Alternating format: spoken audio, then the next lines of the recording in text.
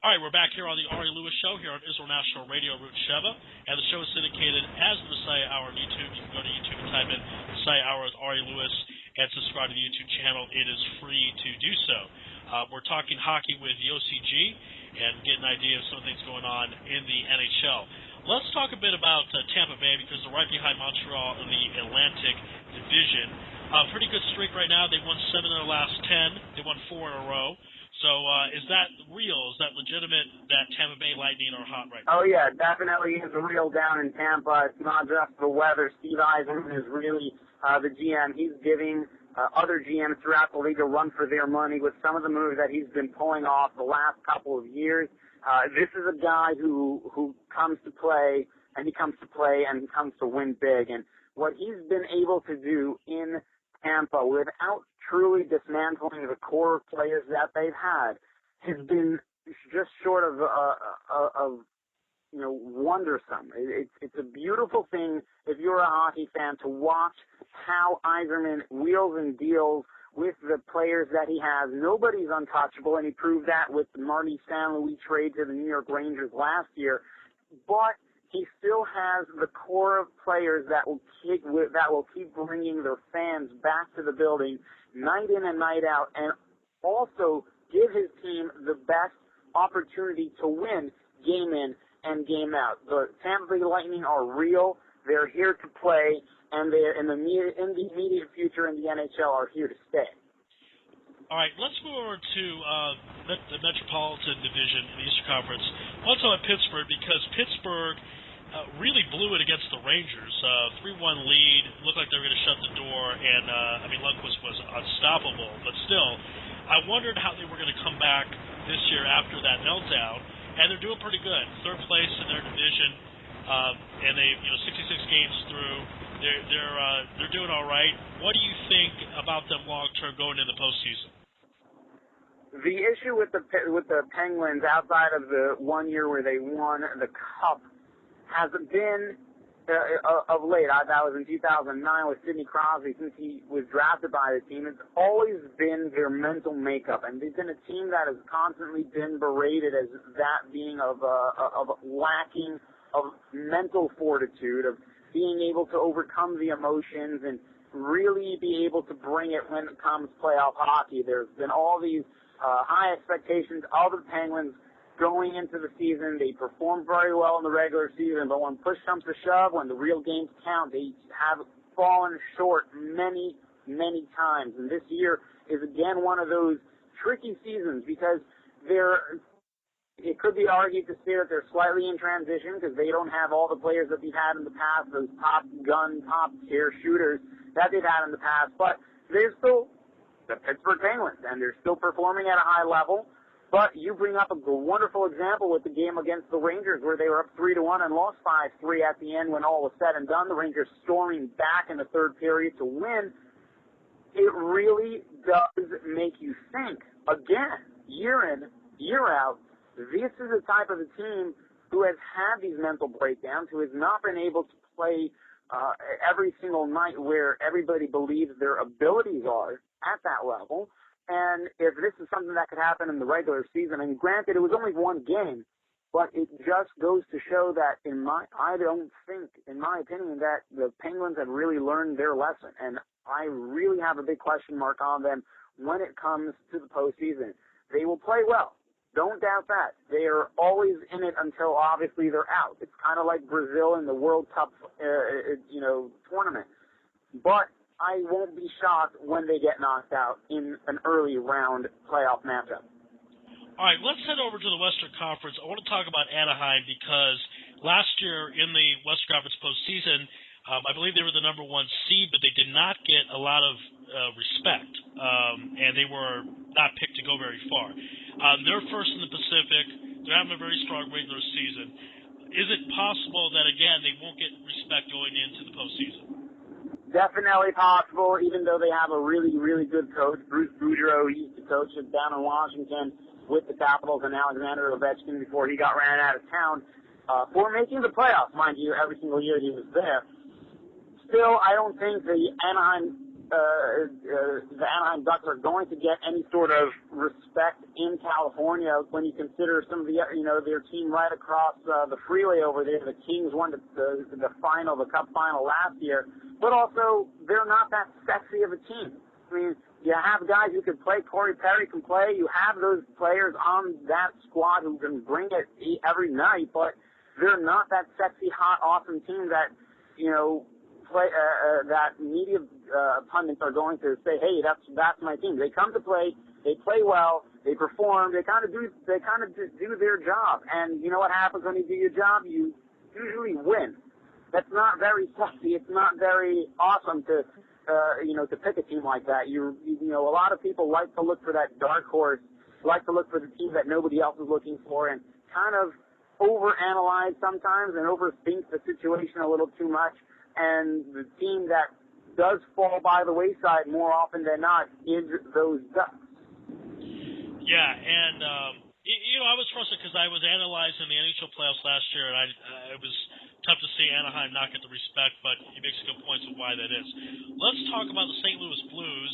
Last year in the postseason, they got a tough first-round matchup against the Blackhawks. A lot of people thought whoever was going to win that first-round matchup might go all the way to the finals. That didn't happen, but it showed respect for both teams.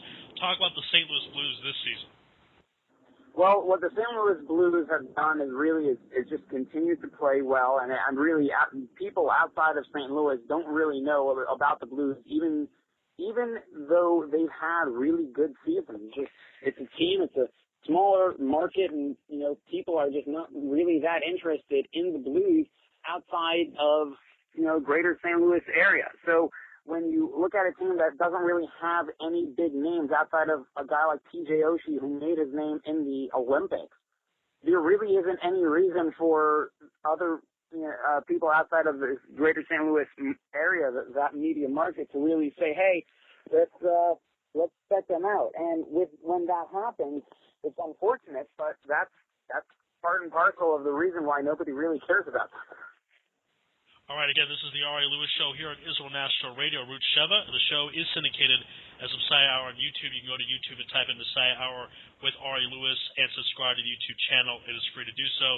And, of course, the email is messiahhour@gmail.com. We're being joined on today's program by Yossi G.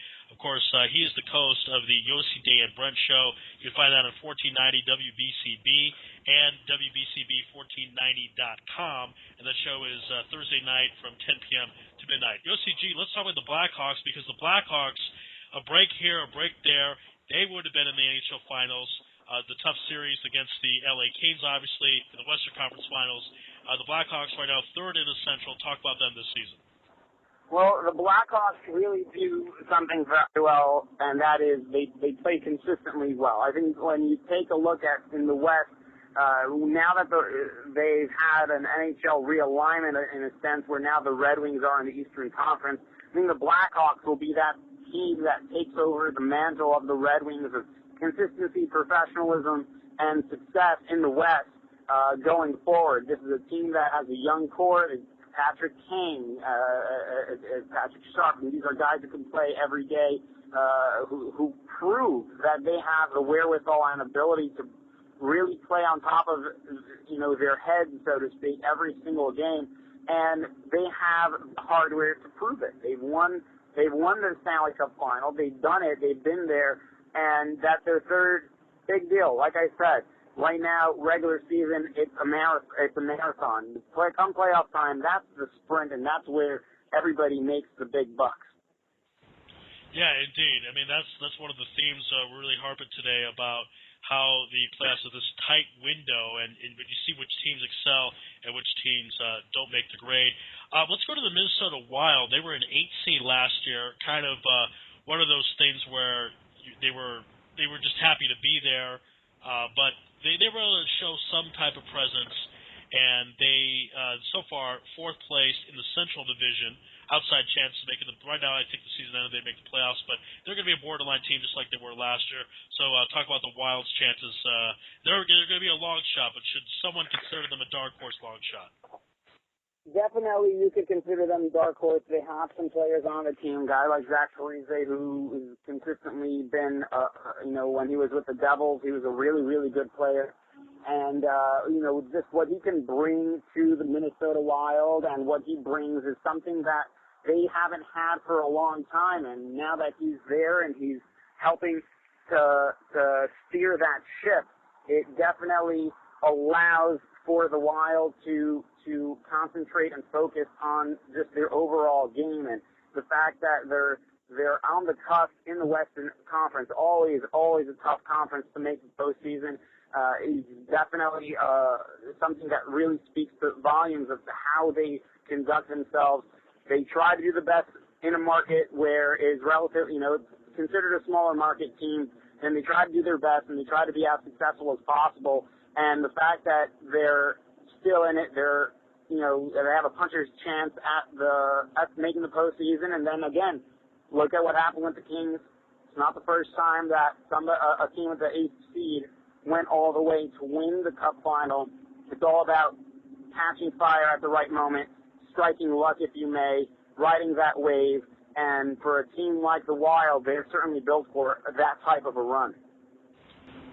All right, now let's move over to the Pacific Division. I want to talk about San Jose because San Jose played the LA Kings in the playoffs, and they played them 3 years before that 2 out of 3 times. They beat them once. LA beat them once. San Jose actually made a lot of moves a year and a half ago to get ready to play the Kings. Right now, ironically, they are right under the Kings in the Pacific. They're 5th place, the Kings are 4th. So talk about the Sharks this season. Well, the thing with the Sharks it all boils down to one thing, and that is getting success, being successful in the postseason, and that is something that has eluded the Sharks for many, many years.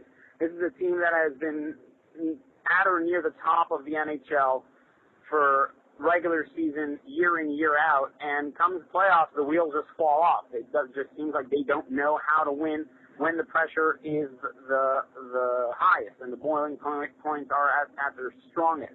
So for me, with the Sharks, until they prove me otherwise, are going to be in the West like the Pittsburgh Penguins are in the East.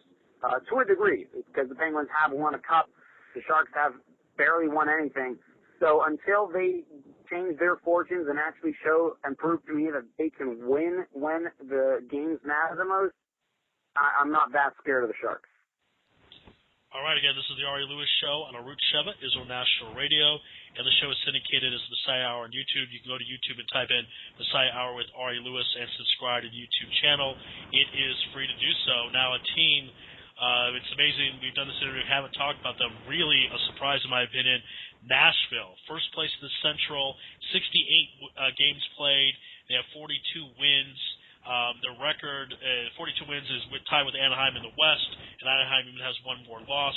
So points-wise, for some reason, points-wise, they're the same with Anaheim. Anyways, Nashville's doing well. Why is that? Pekka Rinne. That is why. He's their goaltender. He is fantastic. And you have him, a guy like Shea Weber. You have a guy, Mike Fisher. These are players who really not a lot of people outside of Tennessee, outside of Nashville for that matter, really know. And when you look at how they've played over the last couple of years, this is a team that's always been on the cusp. This is the epitome of small market franchise, where if they had a little bit more of an ability to spend in free agency, bring in a bigger named player, they would be on the tips of our tongues a lot more than they are at this point in time. The fact that a lot of their star players is taking pay cuts, the hometown discount, so to speak, really speaks volumes for the way the organization is run, and just the fact that the team as a whole, they know how to win. There's nothing else aside from that of which to say about the Nashville Predators. They know how to win. They do it. And the thing that many NHL media pundits are hoping for is that this could be the year where they actually make that long run in the playoffs that we all believe they can. Now, you brought up that a lot of the people outside of Nashville don't know about the team, and despite their great goaltender, is this going to hurt them with big-time free agents? I mean, you're talking about the hometown discount, but as far as landing a big-time free agent, not everyone wants to go play in Nashville. They want a big city or they want a traditional city, like Detroit or Boston. So will this hurt them in the long term? I don't think so, because they're obviously for a specific portion of the free agents, for a specific portion of the big tier names, top tier names. That is a problem, because they want to play, like you said, in the New Yorks, the Montreals, the Detroits, Torontos, Bostons, and Chicagos of the NHL. But for the other portion of top tier players, they do enjoy a smaller market. When you have a guy like Shea Weber, who is a really good player, and you have a goaltender like Pekka Rinne, who also is a top 10, possibly top 5 goalie in the NHL. And these are guys who can play, and they're supposedly, word out of Nashville, is they're really great teammates as well. So wrap that all together, and the fact that it's not going to be a media frenzy after every single game doesn't sound so bad after all. All right, again, this is the Ari Louis Show on Israel National Radio, Root Sheva, and the show is syndicated as the Messiah Hour on YouTube. You go to YouTube and type in Messiah Hour with Ari Louis and subscribe to the YouTube channel. It is free to do so. Let's talk about the Colorado Avalanche. Last year, a pretty good year. This year, struggling a bit. They're 6th place in the West. Are they going to make the playoffs, you think, at the end of the regular season? After all said and done, I think be the epitome of a sophomore slump. Last year, new coach, new mindset, and winning ways. This year, same coach, second year there for Patrick Waugh. He did a very, very wonderful, superb job last season. Coach of the year type of play, and that he got from his team, and really out-dueling and out-thinking others in ways that we haven't seen in a long time in the NHL. It was really refreshing. But this year, obviously, players go, players come, other teams learn your ways, and I think it's just a sophomore slump. I believe that the Colorado Avalanche will be fine going forward. I think that they will probably finish in the 9th or 10th in the Western Conference, but there are going to be great things ahead in the state of Colorado with the Avalanche. Okay, so if you're the Colorado fans listening, they shouldn't be that bothered about where their team is now, you're saying, because they have a bright future on the horizon. Yes, exactly. And when you look at how the team is being run right now, with the coach, the GM, the players who are in there, sometimes it takes time for players to gel, and sometimes lightning strikes quickly, like last year, where it just works.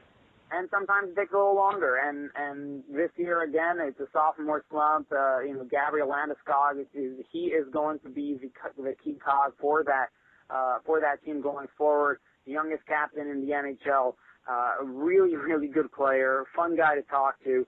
But this season, I just don't think that they have the wherewithal to make it. The injury bug really hit them hard, and when all said and done, you need to play 82 games in order to make the postseason, and I don't think that they're going to have enough to make it all the way through. All right, a few more minutes we have left with you. We'll get your Stanley Cup predictions. Before we do that, let's talk about my Arizona Coyotes. First of all, I'm still shocked they're in Arizona. They were supposed to move years ago, and when you were here in Israel on my show, we interviewed the assistant coach of the Coyotes. So I guess my question is, how are they still in Arizona? Well, it comes down, again, the local politicians, local politics. They agree to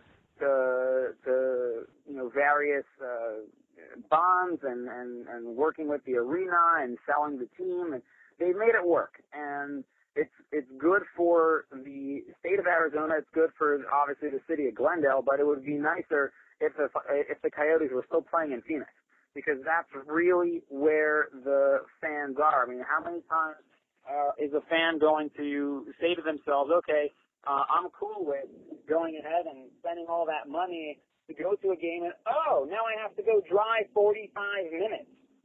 Not many fans are very keen on doing that, to going out into the middle of, God knows where, in order to play, watch a team that they love play. It's not many people who are willing to do that. Okay, Yossi, great insight on the Coyotes. Do you have any Stanley Cup predictions for us right now? No, I haven't really thought about it just yet. Obviously, I would like for the Rangers to be in the Cup Finals, but I think we'll have to check back with me just a little closer to date when things kind of settle themselves, right around playoff hockey. when the NHL playoffs, are about to begin. So I look forward to talking to you again right around then, and I appreciate you having me on today. Absolutely. Everyone check out Yossi G's show. He's the co-host of Yossi Day and Brett Show on 1490 WBCB and WBCB1490.com. That's every Thursday night, 10 p.m. to midnight Eastern Standard Time. Yossi G, thank you for being on the Ari Louis Show here on Israel National Radio, and thank you everyone for listening, and be well out there. Yossi, stay safe.